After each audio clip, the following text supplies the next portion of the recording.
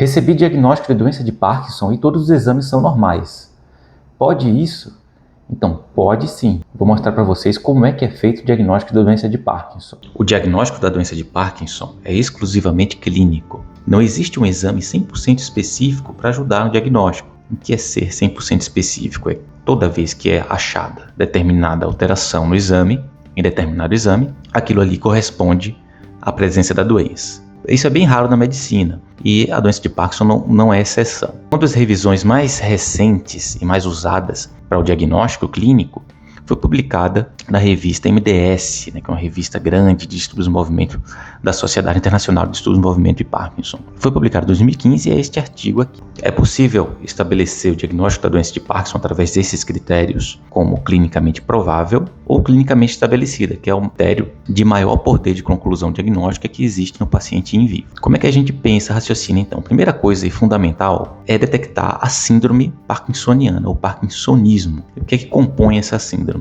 A lentidão de movimentos, que é a bradicinesia, para facilitar aí o entendimento, lentidão de movimentos, que pode se combinar com um desses dois ou os dois, tremor de repouso ou rigidez, ou todo mundo junto, podem ser os três juntos, mas basta dois. Lentidão com tremor de repouso, ou lentidão com rigidez, ou os três juntos. Depois eu vou ver se tem sinais de alarme ou critérios de suporte. E não pode ter critérios de exclusão, claro, né? Então, se tiver algum critério de exclusão, exclui a doença, não é a doença de Parkinson, é outra coisa. E aí vejo o diagnóstico de certeza até hoje é apenas pós-mortem com anatomopatológico. Mas com os critérios clínicos a gente atinge altos graus de probabilidade diagnóstica. Inclusive, quanto mais tempo passa, principalmente além de 4 ou 5 anos de doença, maior a probabilidade diagnóstica, chegando aí a um grau de certeza quase que absoluto. Os critérios de suporte, ou seja, reforçam, aumentam a probabilidade de ser a doença. Benefício claro e dramático da terapia dopaminérgica. Discinesias induzidas pela levodopa, isso também reforça o diagnóstico, outro suporte, ou seja, aquele movimento excessivo involuntário que acontece no pico de efeito da levodopa.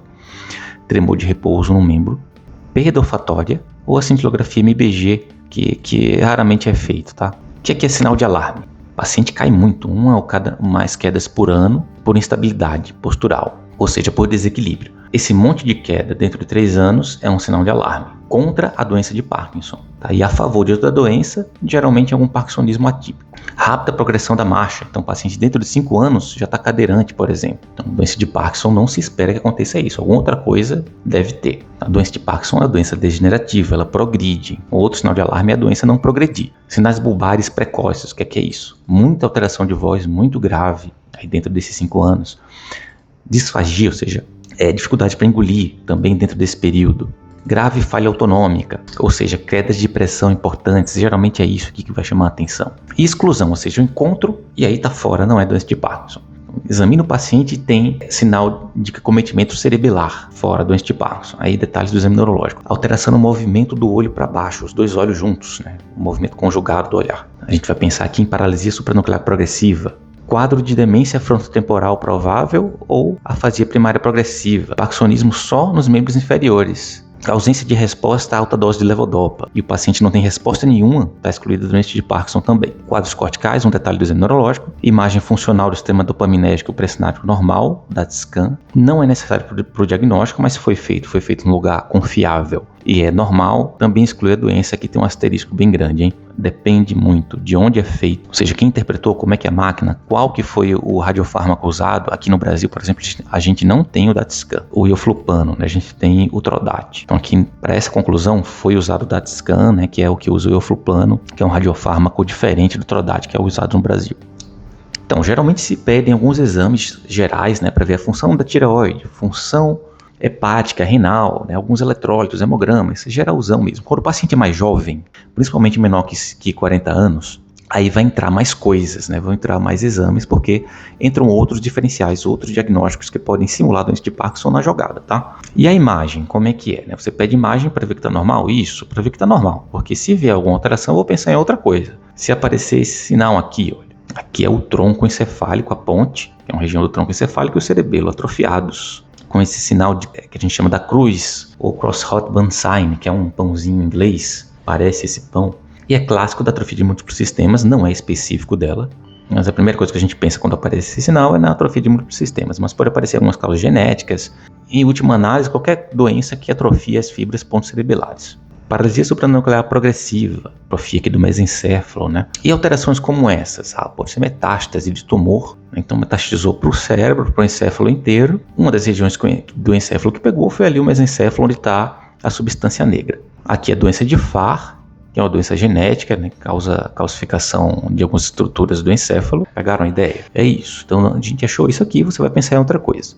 Agora, existem 3 exames que vêm alterados na doença de Parkinson, mas vêm alterados em qualquer parkinsonismo degenerativo, ou seja, ele não dá o diagnóstico da doença. A informação que ele dá é, olha, existe uma degeneração na via nigroestriatal, que é a via em que a dopamina age como um regulador de movimentos, de tônus muscular, de velocidade de movimentos. Quais são esses exames? Então, a ressonância com a sequência especial, né, de estudo do nigrossomo 1, onde a gente vê no paciente saudável o sinal da cauda da andorinha, e no paciente com parkinsonismo degenerativo, a ausência do sinal da cauda da andorinha. Então está aqui o saudável e aqui o acometido. O Doppler transcraniano, com o estudo da substância negra, ele vem com um eco alto, na hiperecogenicidade aí na substância negra, e tem a imagem funcional, que aqui no Brasil é o Trodat, lá fora é o DaTscan, onde eles usam o Ioflupan, e vem a redução no Trodat. Ilustrando aquilo que eu falei anteriormente. Aqui temos um exame alterado com doença de Parkinson e demência de corpúsculo de Levy. Então veja que a mesma alteração na doença de Parkinson a gente vê na doença de Levy, na PSP, na atrofia de múltiplos sistemas, no córtico basal. E para que serve esse exame? Quando eu estou na dúvida entre um tremor pela doença de Parkinson e um tremor essencial muito assimétrico, por exemplo, dá para usar.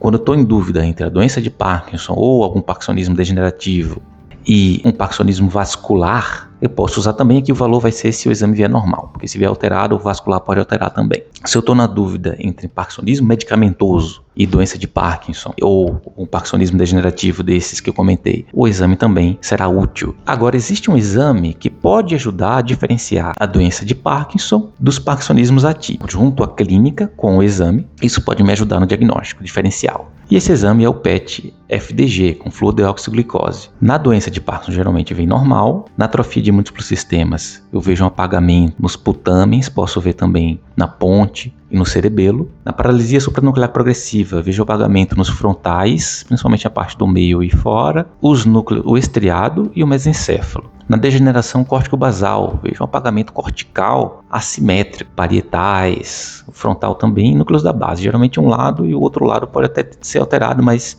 é menos. E o Levy, um apagamento parieto-occipital bilateral, pode pegar temporal também. E a marca dele, que não está aqui nessa imagem, é a preservação do cíngulo posterior, o sinal da ilha do cíngulo. Aí, o hipometabolismo occipital ajuda demais também.